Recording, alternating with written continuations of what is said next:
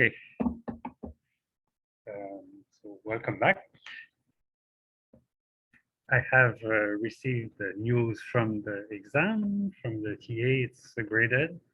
He should give me the copies, tomorrow.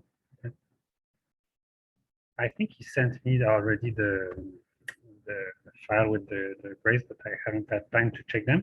Anyways, I have to grade one or two of you that made that wrote it in the center for where you have more time. So I still have to grade that, but you should have your grades quite soon.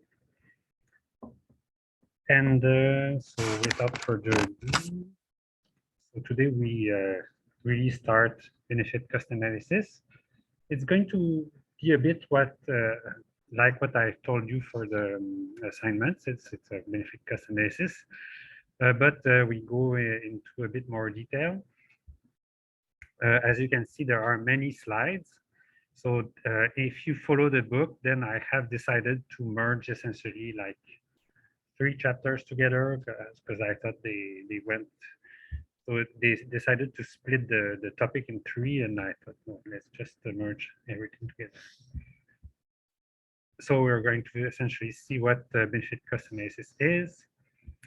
And then and then the importance of the discounting the future or not. And then, cost benefit, cost effectiveness, that's another sort of cost benefit analysis, which you can do in your work if you like it. And then computing benefits, computing costs. So here we go. So as I was saying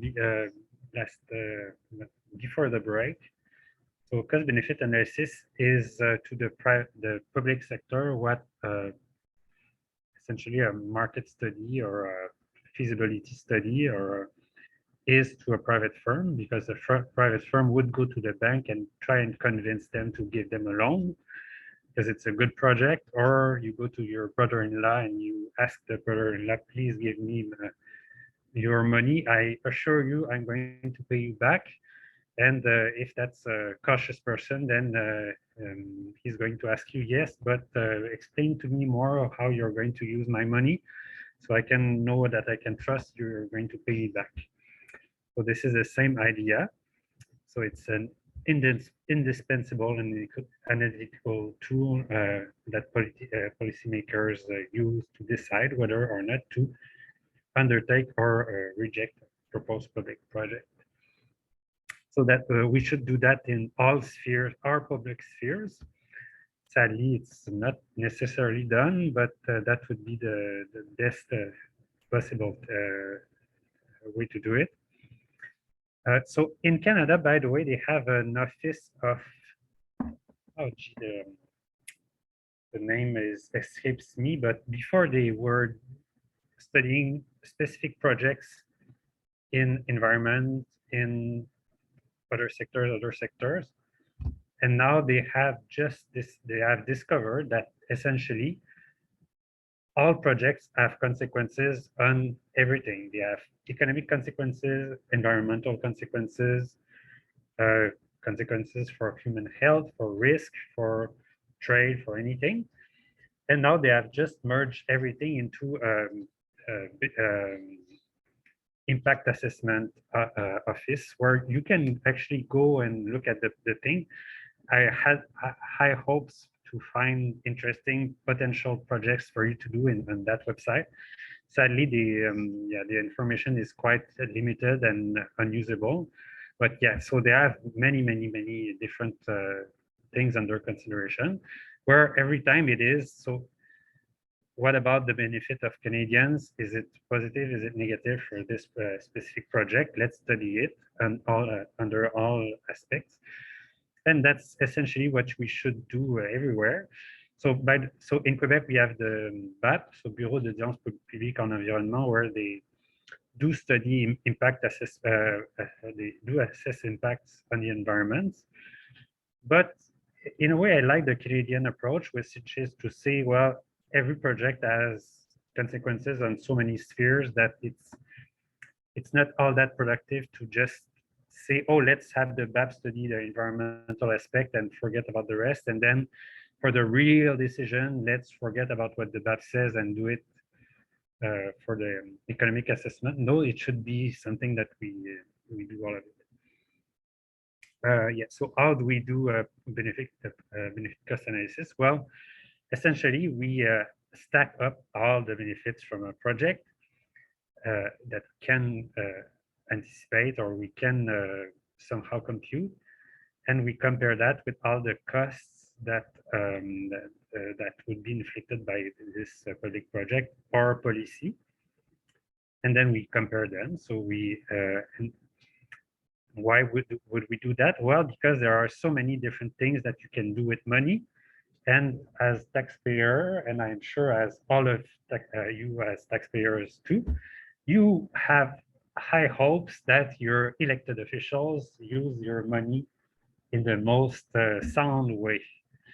And so these are hopes. I'm not saying that's what's happening, but that's what we are entitled as taxpayers and as citizens, hopefully. Yeah, so this is what I was saying. So an example of bad policy would be, for instance, I was at TSC in TSE, so it's in Toulouse School of Economics in Toulouse, France, before Concordia. And so there they have a very good researcher, Christian Gaulier, who was specialist in environmental economics, and he was saying, for instance, to French elected officials, back in 2010, they had a policy to buy electricity from solar panels, and this, yeah, it sounded good, you know, you want to help this small emerging industry, which was quite marginal at the time. So let's give them a guaranteed price, and let's buy electricity from this to that price. And so he essentially computed that, so for the photovoltaic produced electricity, that policy essentially, so the state would get some sort of reduction in CO2 emissions, because that's the goal. The goal is to produce them with solar panels rather than other source. But so the impact was that in terms of cost and benefit, so you would pay so 1,350 euros per ton of CO2 abated. So does that sound reasonable? 1,350 euros? Well, no, since the price of a ton of CO2 is somewhere between 0 and 100 euros, but it's definitely not 1,000. Plus, there are so many different ways to reduce the amount of CO2 emissions, and they definitely didn't have made any effort to compute what they were computing before coming up with this policy. And you compare that with an increase of a few cents for the price that gasoline would be taxed in France later. And then there was a Gilets jaunes revolution, so for a few cents. So, and then these Gilets jaunes, they don't know that all these other policies that look nice, that's like a sprinkle and the cake, so they don't really compute this, but then as taxpayers, they end up paying for it. So they should be 100 times more mad about this bad policy than about increasing the tax rate by a few cents.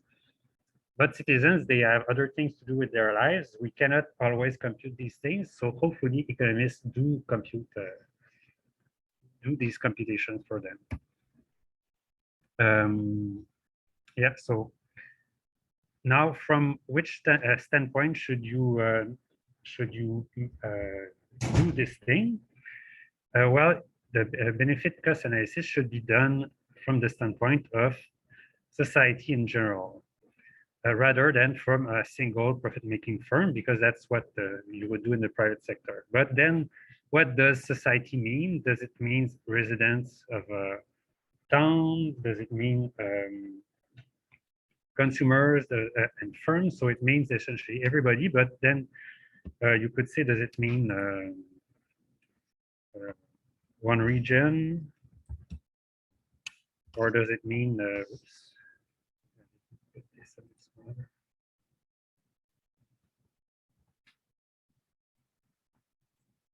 Or does it mean Canada, for instance? Or does it mean at the present or a future too? So this is something that you're going to have to decide.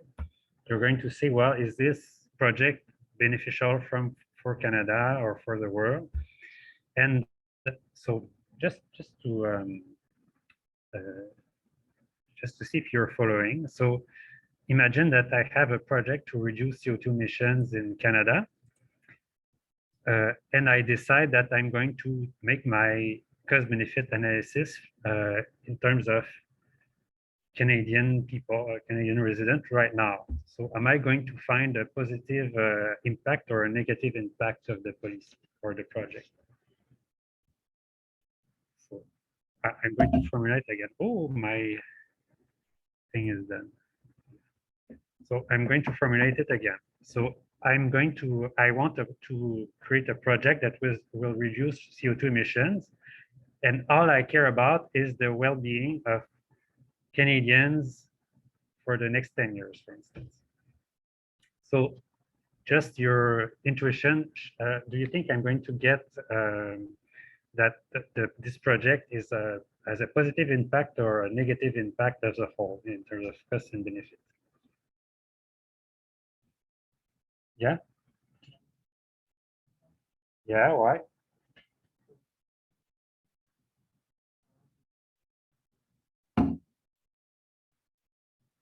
Yeah. Yes, but so, okay, so that's in terms of cost. If I say, for instance, want to reduce the use of oil, then I'm going to impact lots of people in Canada to use it to drive around and to clean themselves. But why would this project as a whole not be a fruitful endeavor?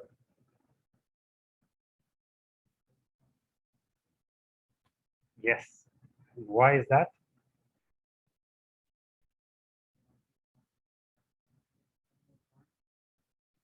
Um, I would put it differently. So the thing is, in Canada right now, it's not especially hot. And yeah, so we don't have big storms yet that impact us. So if you are doing some project where you are asking yourself, is it useful to reduce CO2 emissions for Canadian right now? The answer is a resounding no. Why? Because CO2 emissions are going to impact the whole world and not just now, but in the, so the GIEC does just release the last report, and it looks like climate change is starting to happen right now. But of course, these emissions are going to have an impact for all of the world and in the future. So if you're saying I just care about Canadians right now, then just don't do anything. It's not worth it. So if you want to ask yourself, is it worth it to reduce CO2 emission? You have to have in at the back of your mind, what I care about is the impact of a ton of CO2 emission from the whole for the whole lifetime of this CO2 for whoever faces it. So and that's how the price of a ton of CO2 is computed. It's computed because we know that it impacts everybody. If there's a local project that's going to have local effects, then that's something else. But so be clear about this. Otherwise, it's we can say whatever we like. It's just there's some value judgment involved, is what I'm saying. Yeah, so benefit cost analysis incorporates the social valuation of all inputs and outputs related to the project. whether or not they are transacted in the private market. So it's going to essentially with the costs, so it's going to probably make people buy less gas, for instance, which is bad for them, and gas is something that they buy. But also it's going to affect many different things that are not necessarily easy to compute. So human health, human happiness, many different things that for which it's not easy to get numbers, but still you have to incorporate them because that's part of life. So what sort of benefits can you expect? Well, reduced death rate, fewer health problems, improved agricultural productivity, reduced risks from catastrophes. So many different things. Yeah, and then so of course the challenge then is to comparing all of these benefits.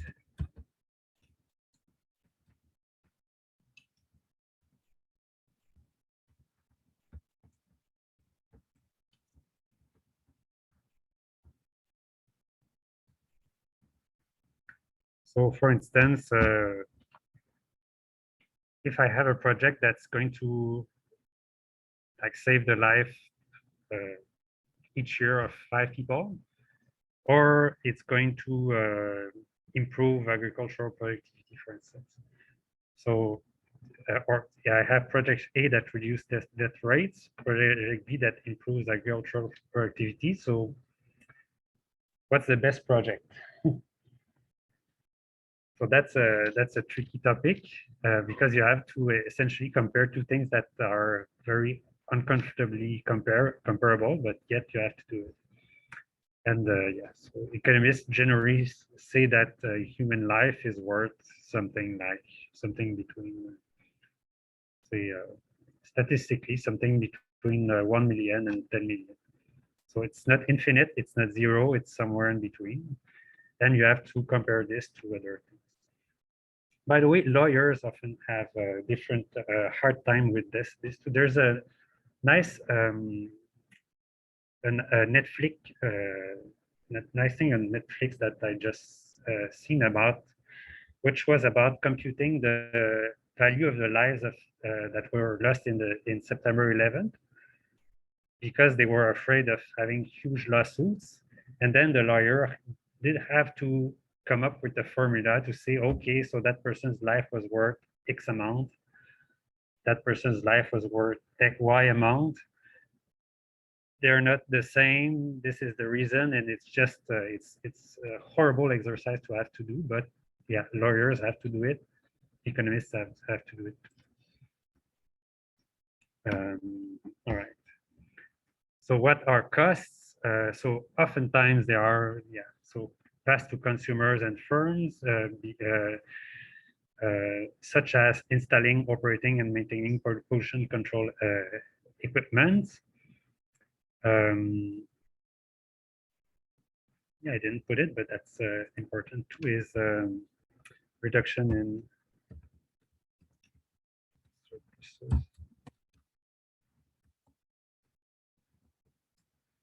from market transaction. Essentially, it brings me joy to use my Camaro car and go very fast. Well, if the taxes are too high, I'm just not going to buy a Camaro and not have the same satisfaction, but that's life. There might be other environmental costs as well. So if you want to protect some aspects of the environment, that can badly affect some other aspect of the environment.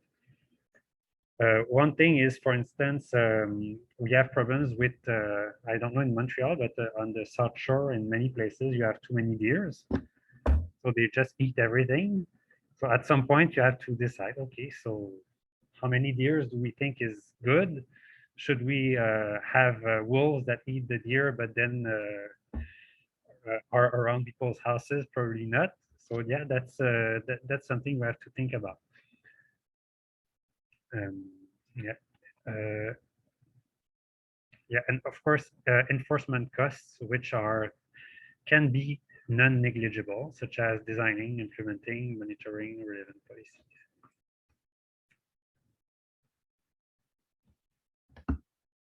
So 4 steps that so I highlighted similar steps, but I sort of merged them.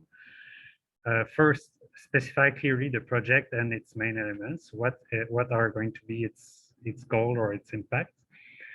Then describe quantitatively the inputs and outputs of the project in numbers. So, for instance, 100 tons of CO2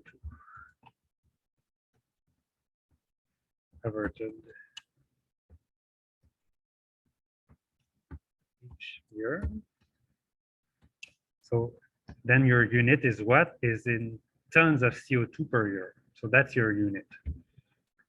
But then you have to compare this say benefit to the costs and to the other benefits that you could get from different projects. So that's step 3, which is absolutely not necessarily easy either. So estimate the social cost and benefit of these inputs and output, usually in dollars. So you say, so knowing that 1 ton of CO2 has damage of let's say $30, then impact is 100 times $3,000 benefit per year. And this step, as I said, is non-trivial because it's not easy to compute what the damage is in monetary value of this and compare that to the human life, to human health. That's so these are all choices that we're going to have to make and open to discussion and discuss them as well as possible. Yeah, and then what you do it for is you compare the benefits and costs. So you find the net benefit and you hope, you pray that it's positive. Otherwise, it's not a good project and you should go back to the drawing board.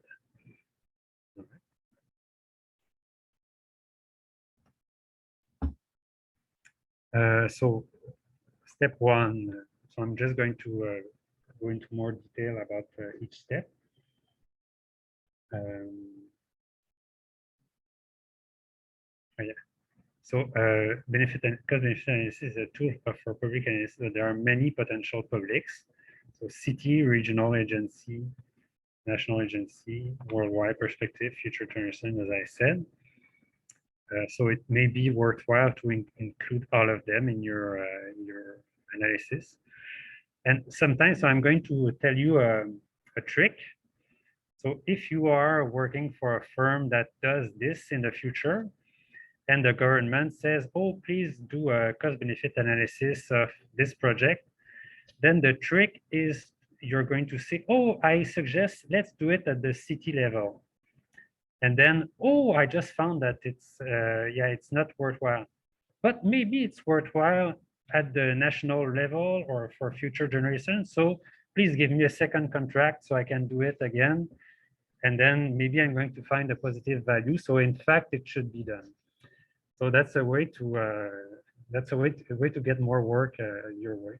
I might sound cynical, but there's a friend of mine so she worked in a firm that were doing this sort of thing, and she kind of did this thing. So that's the problem with government contracts. Sometimes they don't look too much about what they ask people to do, but yes. So please specify well. So if I want to say what's the best thing to do, the best thing to do is to choose well the first time what the relevant public.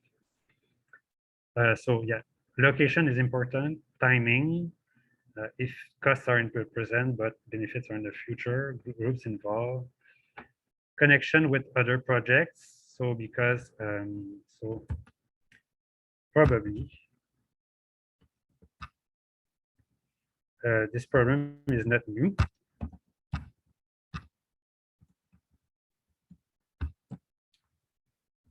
What was done in the past matters. So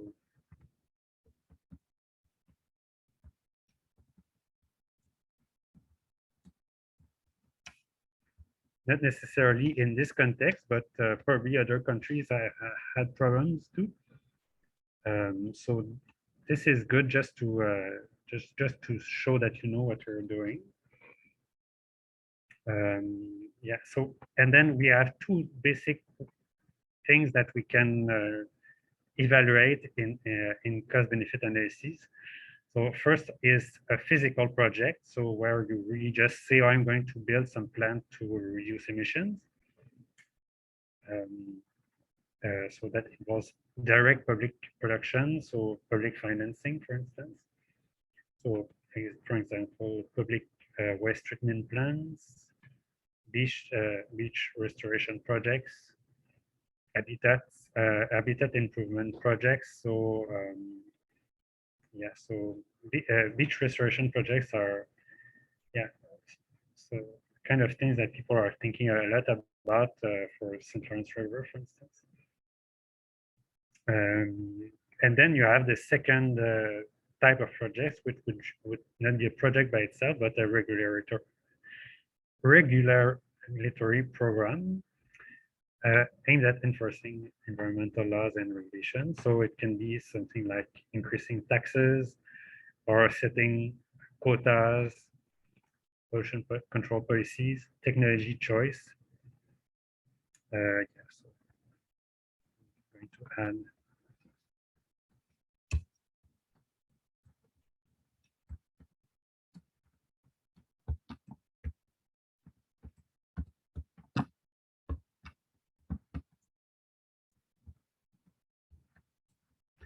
all of these things are regulations. So it's not a physical project that you have to build or finance, but it's a change in the law. And again, there has to have some right answer as to what is the adequate tax on CO2. Just as there is a right answer as to how should we pay for unemployment insurance, for instance. So economists discuss among themselves all of these things.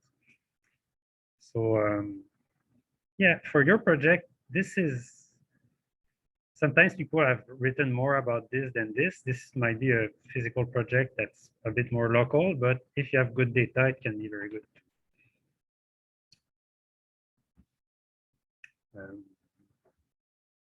So what is the optimal project size if it's a project? Well, surprise, surprise, it's when marginal abatement cost equals the marginal damage. So how do you analyze it? So you, the NS determines the scale of the project by choosing the socially efficient scale. So what you want is to maximize the net social benefit from the project. And here you start from a point where you have absolutely nothing happening. So no reduction. So the abatement cost, the marginal abatement cost is zero, but the marginal damage is very high. And then you implement the project to move to the socially efficient level of emissions, which would be 10.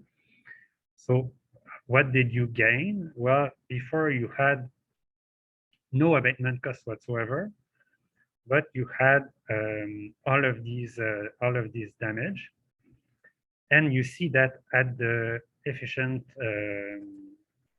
quantity, then you increase the payment in terms of abatement, but you decreased all this total damage there. So the net benefit is obviously positive, and it's maximized if you choose E star.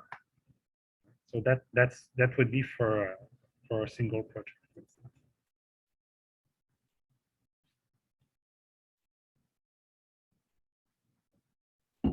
I'm not saying it's always going to look like this. Yeah, costs and benefits can come in many different shape of form.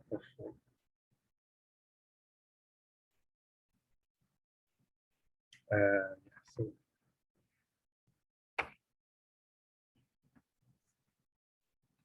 here it's project, yeah, too much.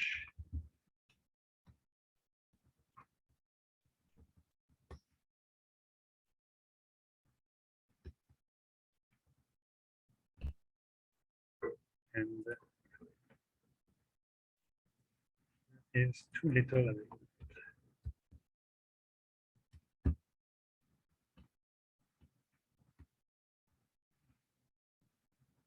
So this is how you decide what the optimal project is. And here, obviously, that the net social benefit is positive.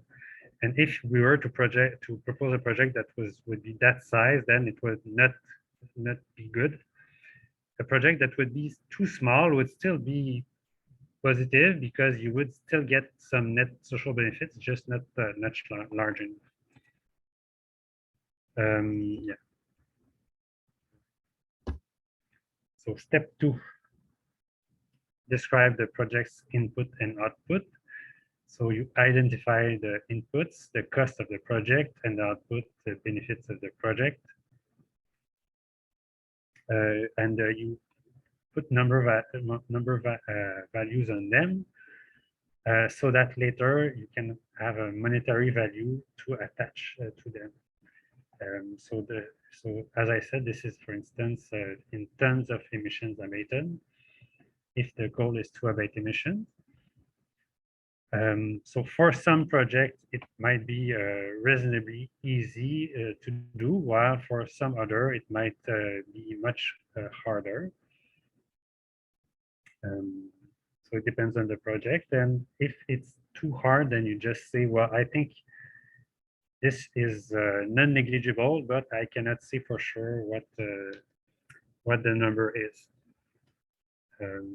Most environmental projects are spread out over many years, so you have to account for that. We're going to discuss it more in detail. Yeah, and many measurements, especially predicted ones, involve uncertainty, which should be incorporated in the calculation. So the goal is to say, here the goal is to say this. So I have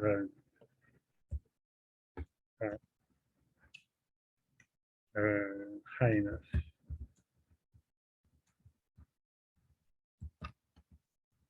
That the project is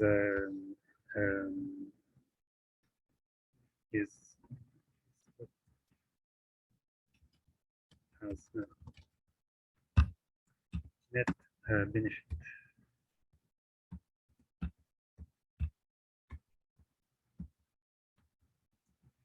Or has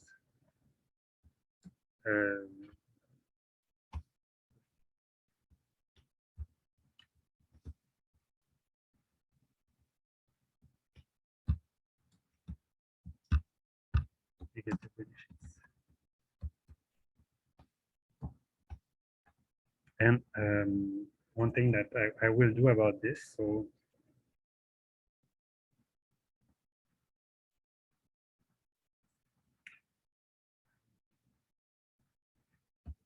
some costs or benefits may be more difficult to assess precisely.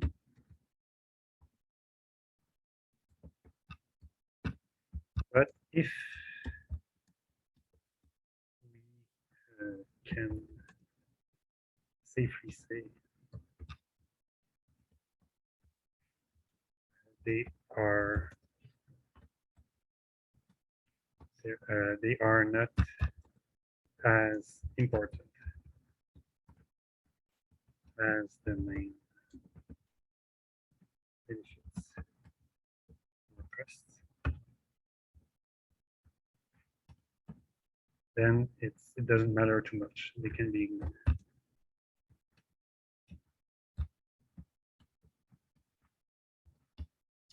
So that's a lifesaver. If you say, well, I cannot assess this very well, but whatever it is, I would be very surprised if it was so high that it would counterbalance all the rest. Then okay, you're good. You can just say, I'm not going to waste time studying it, and not going to waste the reader's time reading what I wrote about this. If it's a philosophical idea, then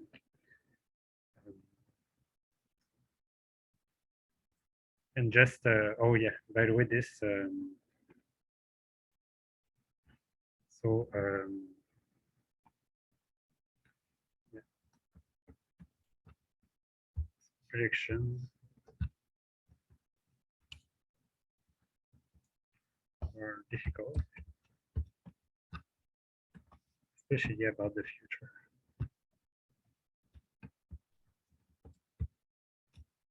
I don't remember who said that, but probably many people. But yeah, still is true. If you want to predict what's going to happen, especially if it's far ahead in the future, then good luck. But we have to do our best.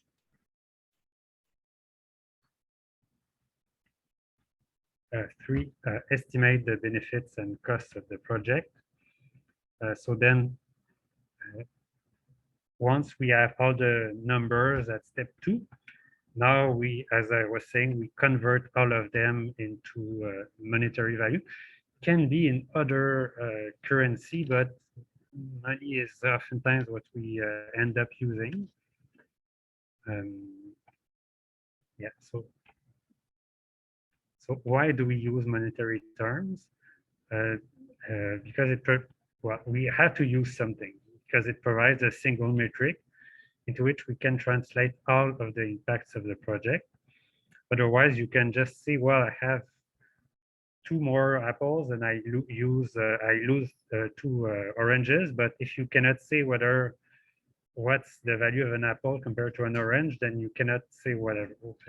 You cannot say anything. So you have to have some units that you use to compare everything. So they can be compared into other measures. It depends on the project. So if, for instance, your project is really about human health, and so if you're, for instance, comparing 2 projects, and so the goal is to improve human health in either case, and they both have similar costs. Then what you could say is, okay, I'm not going to look at costs because it does. I don't really need to convert the value of a human life or health into costs and compare costs. I can just stay at human health since this is what interests me. And this is what you're going to use in, I don't know if you go into health economics, for instance, but this is a measure that they use often. So quality adjusted life years. So they say, oh, how many more years people are going to live, but are those years going to be lived happily or in suffering, for instance? And you have, so that gives you some measure of benefit for society that you can use to compare different projects, for instance. So this is especially in health economics. Yeah, lives saved. So this is more of a crude version of this one, but yeah, it still matters if your goal is to save lives. And then also, so one thing that you have to do in terms of climate change is to note that there's not just CO2 that matters in the world. There are many different emissions, and we somehow have to compare all of them, which is not necessarily easy because they all have different potential in terms of greenhouse effect. So then what we do is we use this term there, CO2 equivalent, to compare the benefits of abating different greenhouse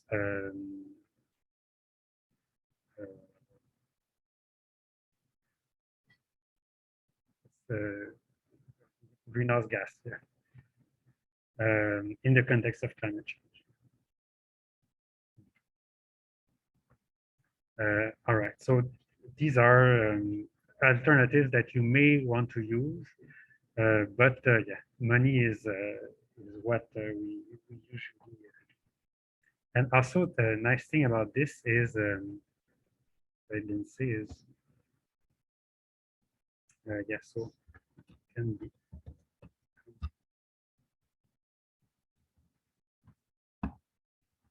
compute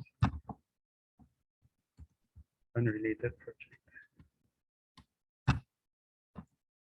or unrelated use of money. So this is, once you say, oh, my project is worth 10,000, then it's okay. So we know what $10,000 can buy you. So it's a very useful way to useful metric. So that's 3. By the way, I'm not asking you, but anytime you have a question, you can.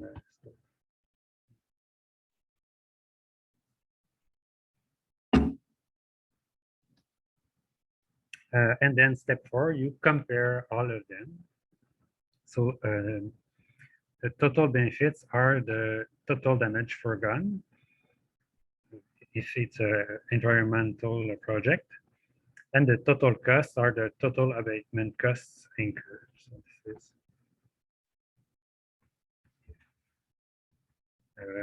project. So what you want to is reduce damage, but then you have to compute all of the abatement costs. And then we get the net social benefit, which is the difference between the total benefits and the total costs. So NSB is TB minus TC. And this is the nice, what I think is really nice about the exercise is whatever your prior beliefs, you will come up with a number. And maybe the sign is not going to be what you expected, what you hoped, what you dreamed, but that's life. If you find that something is very good, then you don't have any choice but to say, yes, it turns out it's very good. Or if it's bad and you thought it was good, well, tough luck, it's bad, you have to accept it. Then you can discuss how you did compute all of these things, say that there's uncertainty, but still the numbers don't lie. Yeah, so the net social benefit is the area above the marginal damage curve, below the marginal abatement curve. So that's here, net social benefits. If the project lasts more than a year, then the future benefits and costs must be discounted. And we're going to talk about this in a minute. And if more than one project can accomplish the same target, then the one with the largest net social benefit, or the same benefit, then the lowest cost should be selected. So if something costs, so if you and other is 10 euros per ton,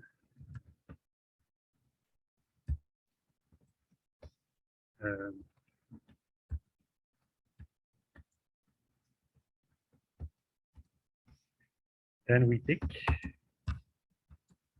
the one with the lowest.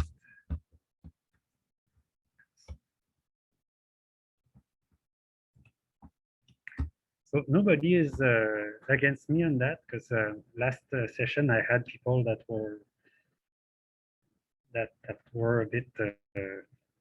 They said no, but there's other things than efficiency in life, or what if the person really doesn't want to negotiate with you, or maybe you're all very well-trained economists that have already seen the light and or be drawn to the dark side of the force.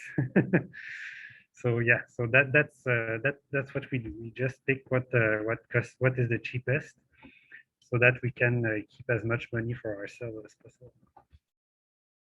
And of course, if it's your if you say no, but it's a project that's going to be done in my own region, and the people who voted for me expect that, then that's not a good argument. A good argument is it's going to be good for the whole country or not.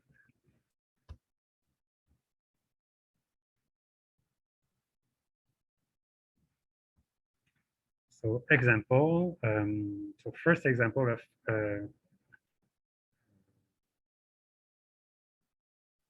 yeah, so if you have something like a regulatory program to control waste from a paper mill, so imagine that the government enacts a regulation that requires paper mills to reduce their discharges to air and water.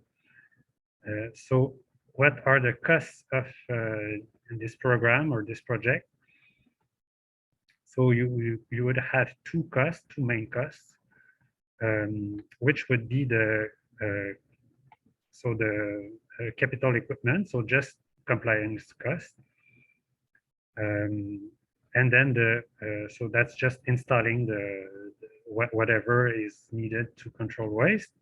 And then you would have another 560 million. That would be, for instance, operating costs to control emissions. So all of this is, of course, something that you don't know ex ante. You have to ask the industry, please tell us how much is going to cost you to implement these changes.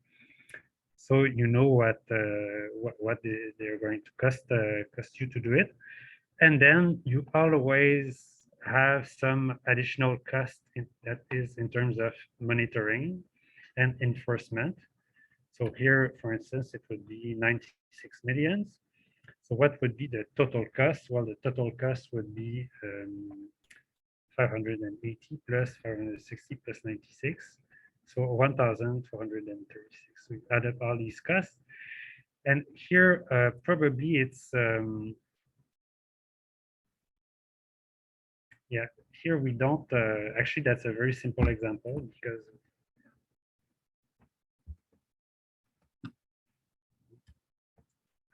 didn't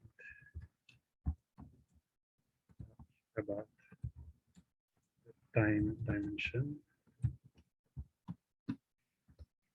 So probably this, for instance, capital equipment would be something that is paid initially, but also probably you would imagine that every year you have to make sure that the thing works properly, for instance. I don't know, but basically, normally if you have a fixed cost, you pay it once, and then these would be your variable costs. Here we just included everything into one big cost.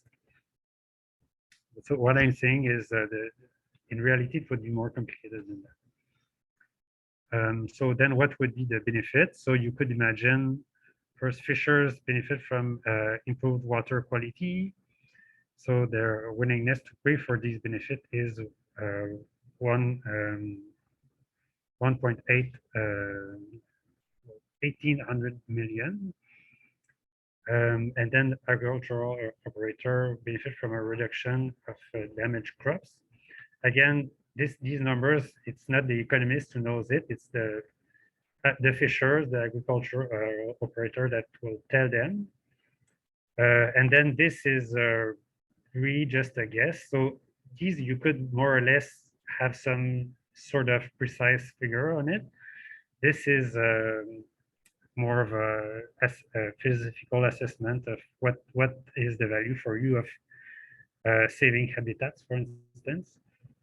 So I like knowing that nature has nice habitats for species, but so what's the exact value I place on it is difficult. So here you would put 500 million. So the total benefit would be adding these two together, and the net benefit would be then total benefit minus total cost. And here, ooh, it's positive. So let's go ahead and do this project. So if you know how to add and subtract, you should be able to do this thing. That's not the difficult part.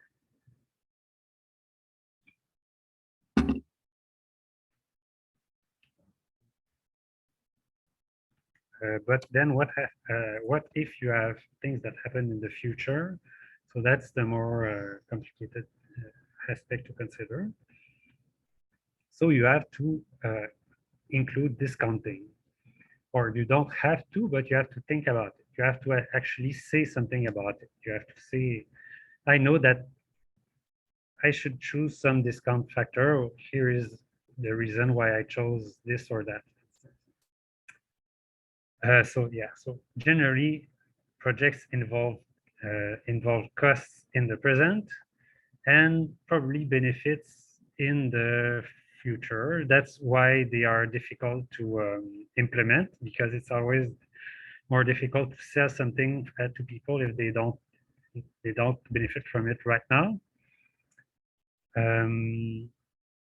Yeah, and what if there's more than one way to achieve a particular policy goal? Then you have to have in mind how long it's going to take to achieve it, for instance.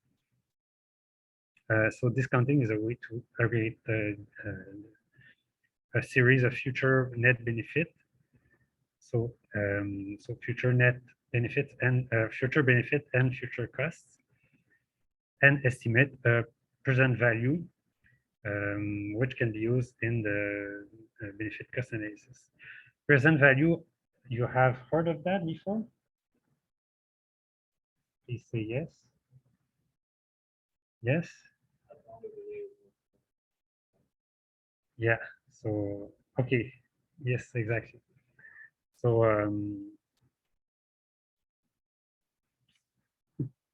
no. Yes, exactly.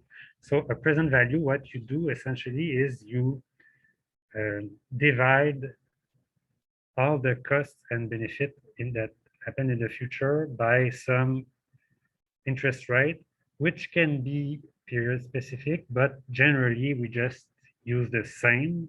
So for instance, we would assume that the discount rate is um, that the discount rate is, for instance, 5%.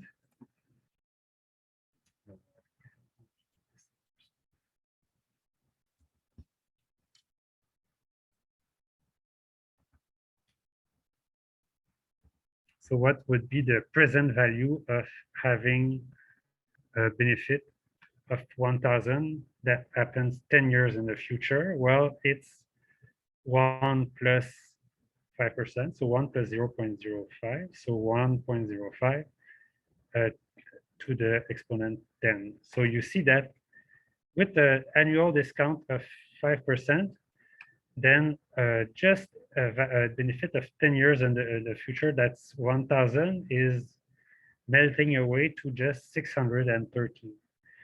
So that's 10 years in the future. So imagine if it's 20 years in the future, so that's so this is not quite half, but so it's less than 2/3, and then it would be less than 2/3 of this. So you can imagine that if we think about benefits that would occur for a society 100 years from now, thanks to our efforts, then please do not apply annual discount rate or interest rate of 5%, because whatever you do now, it's going to have absolutely zero value in terms of present value.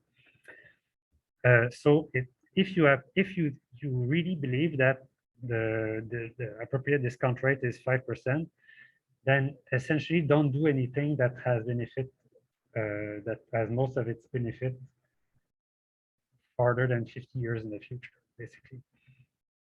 So it's a huge importance what the discount rate that you choose is, and it's yeah it's being discussed actively between economists and philosophers and other things. So,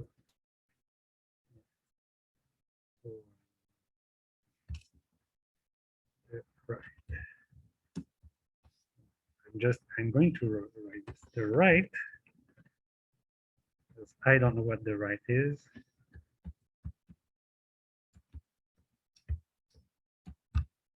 Is of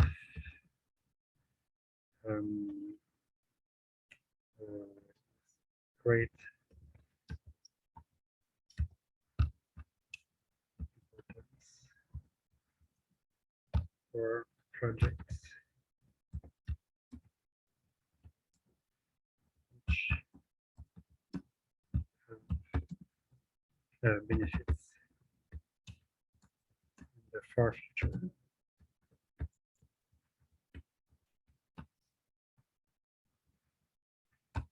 So yeah, essentially the opinion of every citizen, it can be of value here. So as citizens, I don't know, what do you think the right discount rate is for something like climate change? Or as philosophers or as economists? Somebody has an opinion on this?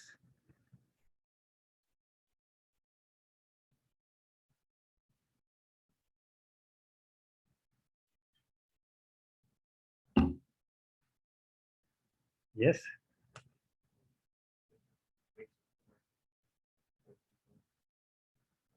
Ah, nice. That's a nice economist or even yeah, finance answer, yes.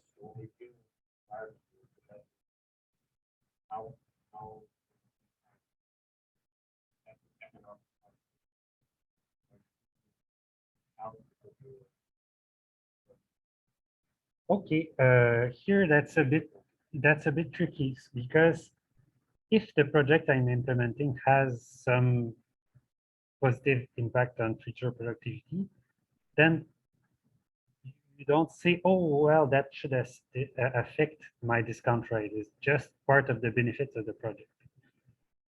So yeah, so but I see what you're saying. So essentially, there's yeah, there are intangible things. So I'm going to, so by the way, for the record, for people at home, what the answer was, oh, let's look at the financial markets. They have these different instruments that reflect different tastes for the future. So, so if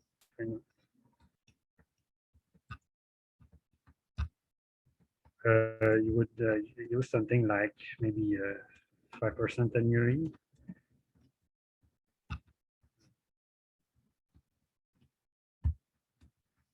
Depends on what thing you're looking at. But what is the main criticism about this? The main criticism is because this reflects what one person, what the attitude of one person's yeah, choices, yeah, not that, yeah, the values of one person with respect to the future. But so yeah, I'm just saying that sentence, and so that's so it reflects the behavior of investors.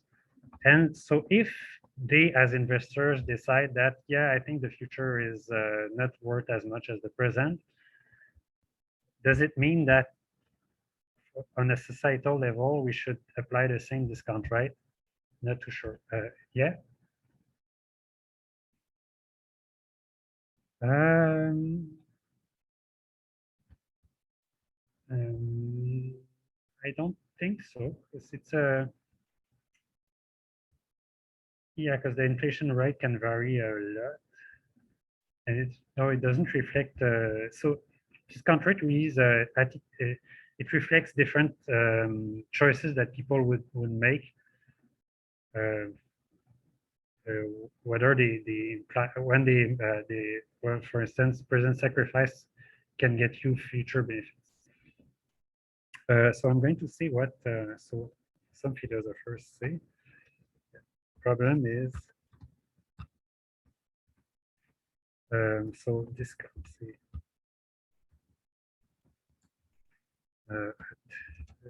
individual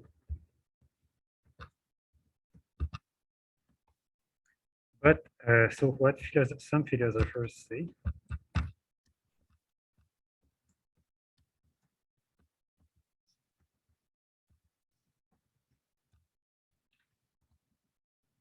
so in say 100 years,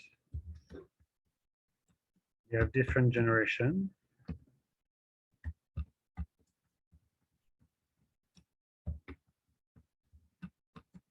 Their value should be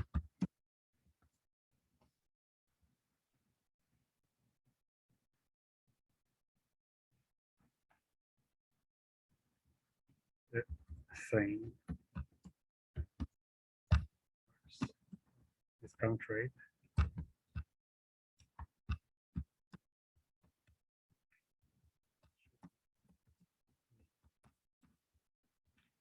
That's again, it's very difficult for somebody to argue that one is right, the other is wrong.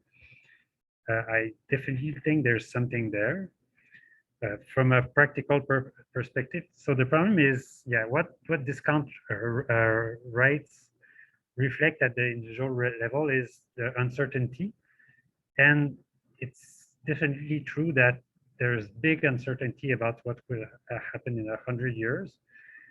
So by this token, I'm not so sure 0 is the right number either, because yeah, it's possible that in the future there was some asteroid, or in the future they had some amazing technology that converted them in pure energy, or they uploaded their mind in the cloud and that's it. So it's just very hard to just compute something that we think is going to have an impact in 100 years and say, yeah, probably it's the same as if the impact was tomorrow. Not exactly. Yeah. Also, one thing to add is different cultures have different attitudes. So yeah, I don't want to spend too long, but just this is a nice paper that was done by some economists, I think, or psychologists or linguists. So they looked at the way people talked about the future and their attitudes toward the future and towards savings. And generally, they realized that some languages, such as French or English, where you really have to change the way you talk about the future. So, for instance, you would say, "I will do something." So you introduce some other modifier to your verb. Then it creates this sort of difference between the present and the future. So you think it's not as valuable, but in some languages they essentially have the same verb for present and the future, and they realize that people tended to save more and to to read to plan better for the future in these cultures. So that's a very fascinating topic. Yeah, so they would have a smaller discount rate. Okay, so just going back to the math. So what you would do to apply discounting? Well, you calculate the net benefit each year. So total benefit minus total cost each year.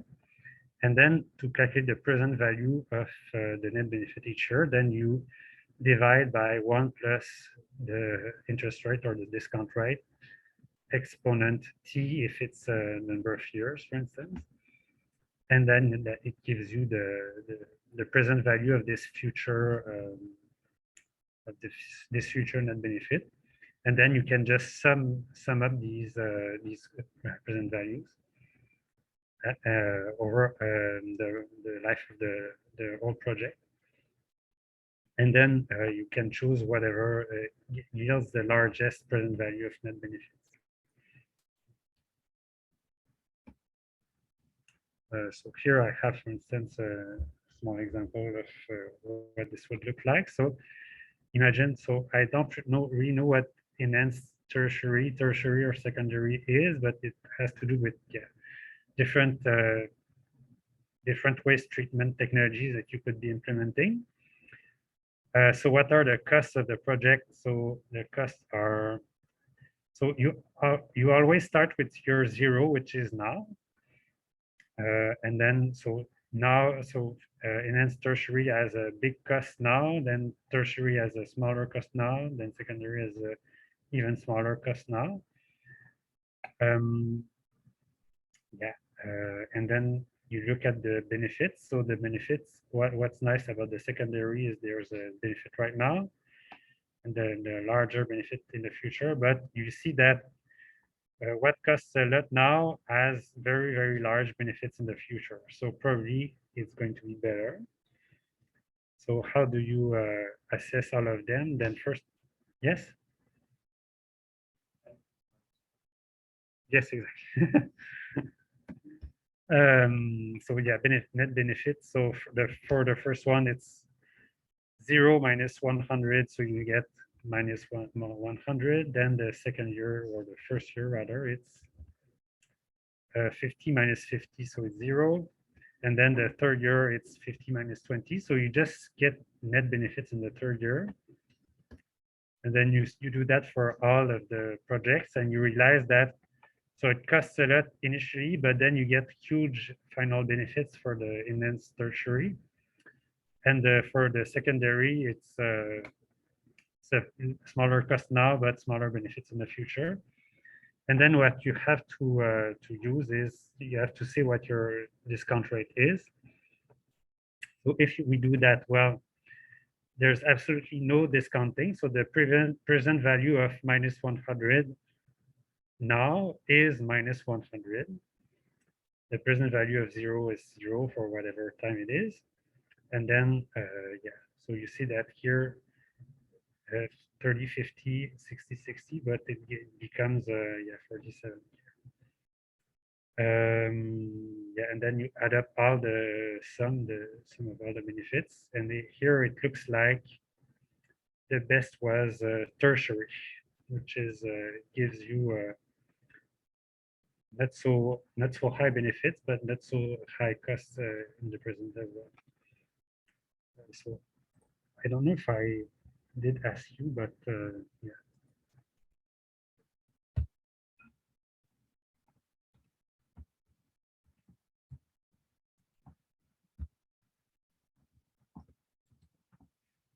Change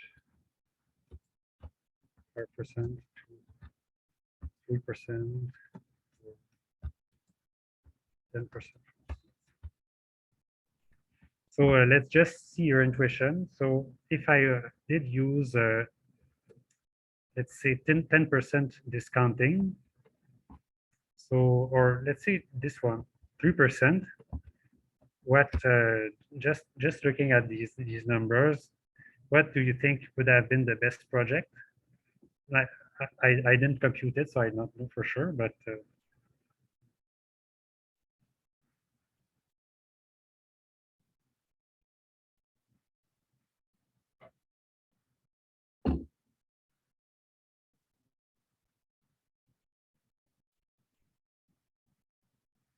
yeah.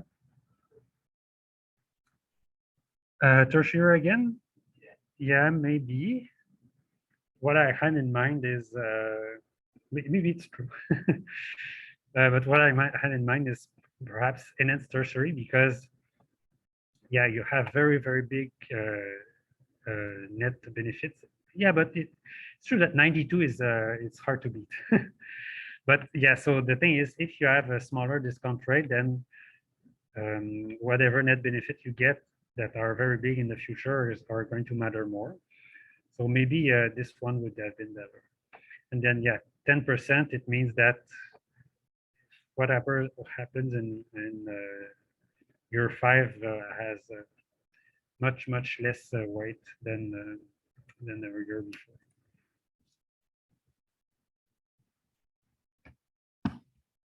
Okay.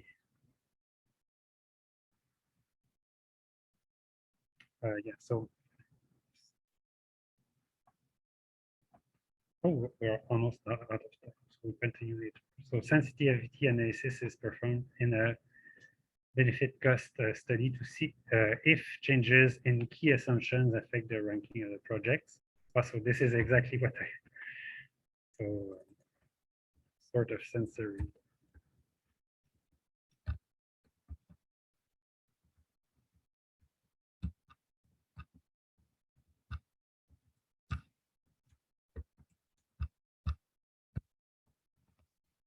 And if, for instance, we pick 3 and we still get that the tertiary is the best, then your case is all the more convincing.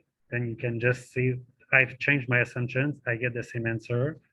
So it's much more convincing. If you see, well, I change a bit the number and I get something completely different, then, oh, what's the right answer? It's much more difficult to know.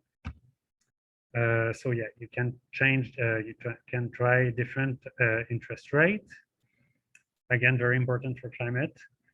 Different duration of the project. So if you think the project may actually last maybe not 5 years, but if maybe you continue another 5 years and then you look, maybe that one is going to look better.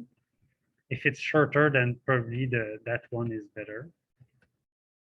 And different streams of benefit and or cost.